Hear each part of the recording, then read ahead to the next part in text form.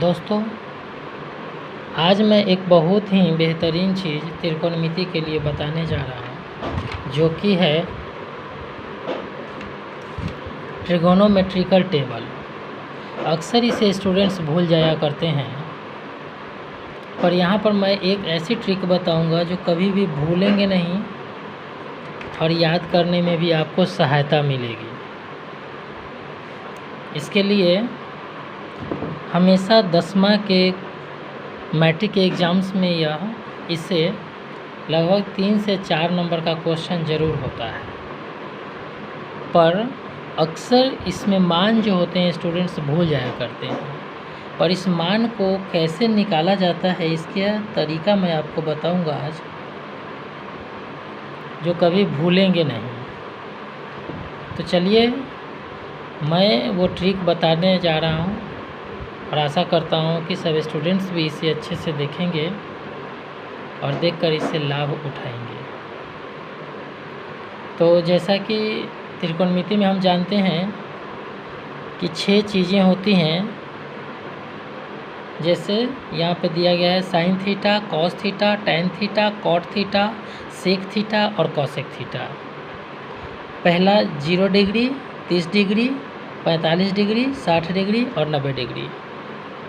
तो यहाँ पर हम 1 से 0 से इधर जोड़ने, 0 से आगे की ओर बढ़ेंगे और ये जहाँ तक जाएगा इसी से हमको लेना है। जैसे यहाँ पर 0 है तो 0 डिग्री के लिए 0 के बाद 1 होता है, 1 के बाद 2, 2 के बाद 3, 3 के बाद 4। अब इसे निकालने के लिए 0 डिग्री अगर है तो सभी को हम 4 से भाग दे देते हैं। जैसे 0/4, 1/4, 2/4, 3/4 और 4/4। यही ट्रिक है।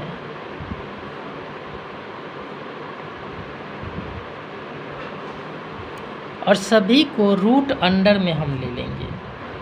जैसे रूट 0/4, रूट 1/4, रूट 2/4, रूट 3/4 और रूट 4/4। तो जैसा कि हम पहले वाले के लिए देखते हैं, साइन थीटा के लिए 0/4 है। तो 0 में अगर किसी चीज़ से हम भाग देते हैं तो इसका आंसर आता है हमारे पास 0। इसीलिए साइन 0 का मान 0 होता है। इसी तरह दूसरा, यहाँ पे फिर वर्ग भी चढ़ाएंगे तो अभी हमारे पास 0 आता है। पर दूसरा के लिए देखेंगे तो 1/4 इसका वर्गमूल, तो 1 का 1 होता है, 4 का 2 होता है। इसका मतलब है कि साइन 30 का मान 1/2 होता है। तीसरा के लिए है 2/4, इसका भी रूट चढ़ा दे तो 1 2 दूनी 4 रूट अंडर 1/2। तो 1 का तो वर्गमूल निकलता है हमारे पास 1 और 2 का वर्गमूल नहीं निकलता है, तो इसे रूट अंडर में ही रहने देंगे। तो हमारे पास साइन 45 का मान आता है 1/2। इसी तरह साइन 60 के लिए हमारे पास आएंगे रूट 3/4, रूट अंडर 3/4। अब 3 का तो वर्गमूल नहीं निकलता है, पर 4 का निकलता है 2। तो हमारे पास साइन 60 का मान हो गया रूट 3/2। अब यहाँ पर हमारे पास है 4/4 रूट अंडर, तो 4 को 4 से अगर भाग दे तो आंसर हमारे पास 1 आएगा और 1 का वर्गमूल हमारे पास 1, यानी कि साइन 90 डिग्री का मान हमारे पास आ जाता है 1। अब अगर हम साइन का निकल गया तो बाकी का मान हम अपने आप यहाँ से निकाल सकते हैं। जैसे कि साइन के उल्टा ठीक रिवर्स कर दे तो हमारे पास कॉस की मान आ जाती है। जैसे यहाँ साइन 90 का और कॉस 0 का दोनों मान बराबर होता है, यानी कॉस 0 के लिए हमारे पास 1 आ जाएंगे और cos 30 के लिए इसका रिवर्स हमने क्या बताया, इसको उठा के सीधे cos में उल्टा करके बिठा दिया जाए तो हमारे पास इसका मान निकल जाते हैं। तो cos 60 के लिए, cos 30 के लिए हमारे पास आ जाएंगे √3/2 और 45 के लिए यही रह जाएंगे 1/√2 और 60 के लिए हो जाएगी ये 1/2 और 0 के cos 90 के लिए हमारे पास 0 आ जाएंगे। तो इस तरह से हमने देख लिया कि साइन और cos का मान आ गया। अब tan का मान हम देखते हैं। तो जैसा कि हम थोड़ा सा बाद में देखते हैं कि tan = होता है sin θ/cos θ। अब ये फॉर्मूला है, अब ये कहाँ से आया है ये पहले वाले चैप्टर में मैंने बता दिया था, पर फिर भी आपके लिए मैं बता रहा हूँ। tan θ = sin θ/cos θ। तो tan का मान p/b और sin का मान होता है p/h, cos का मान होता है b/h। h to h cancel अर्थात p/b = p/b। यानी कहने का मतलब है कि sin θ बराबर हमारे पास आता है, tan θ बराबर हमारे पास आ जाता है sin θ/cos θ।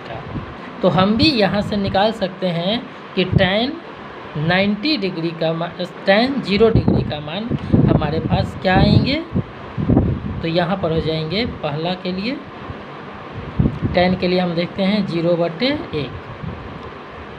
तो पहले भी हमने बताया है कि 0 में अगर किसी चीज़ से भी भाग दिया जाता है तो हमारे पास आ जाएंगे 0। फिर दूसरा के लिए अगर हम देखें तो 1/2 और पूरा के बटा में √3/2। तो 2 से 2 कट गया, हमारे पास आ जाएंगी 1/√3। यानी कि tan 30 का मान आता है हमारे पास 1/√3। और tan 45 के लिए हमारे पास आएंगी, tan 45 के लिए 1/√2 by 1/√2। This to this 1 to 1 cancel = 1, अर्थात tan 45 का मान हमारे पास 1 आता है। फिर यहाँ पर दोनों को अगर किया जाए तो tan 60 के लिए हमारे पास आएंगी √3/2 और 1/2। This to this cancel √3/1 = √3। So हमारे पास tan 60 का मान आ जाता है √3। थोड़ा सा हम ऊपर देख लेते हैं फिर से इधर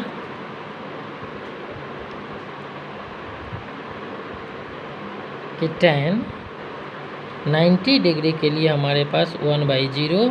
तो अभी तक इसका कोई मान निकालना नहीं गया है, इसलिए ये अभी तक अपरिभाषित है। तो इसे लिख देंगे अपरिभाषित।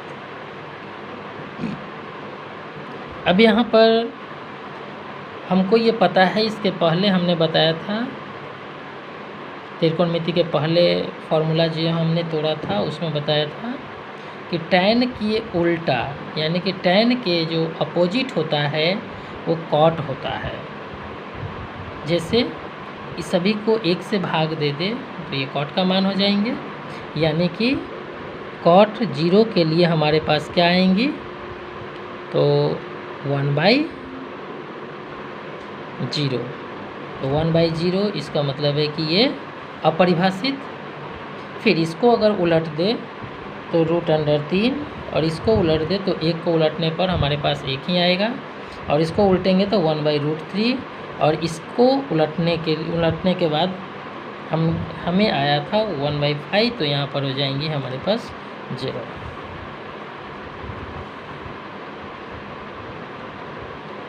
अब सेक का मान हम देखते हैं। तो सेक हमेशा cos के उल्टा होती है। तो cos 0 तो 1/1 = 1 आएंगे, और इसे उलटने के बाद 2/√3 और इसे उलट दे तो √2 और इसे उलटने के बाद सीधे 2 और इसे 1/1। अब साइन के अपोजिट हमारे पास जो उल्टा होती है वो कॉसेक होती है। तो 1/0 अर्थात अपरिभाषित। फिर इसका अपोजिट 2 हो गया और इसका अपोजिट √2 और इसका अपोजिट 2/√3 और इसका अपोजिट हमारे पास 1/1, यानी कि हमारे पास फार्मूला हमारे पास जो होगा ये त्रिकोणमिति का टेबल पूरा आ गया।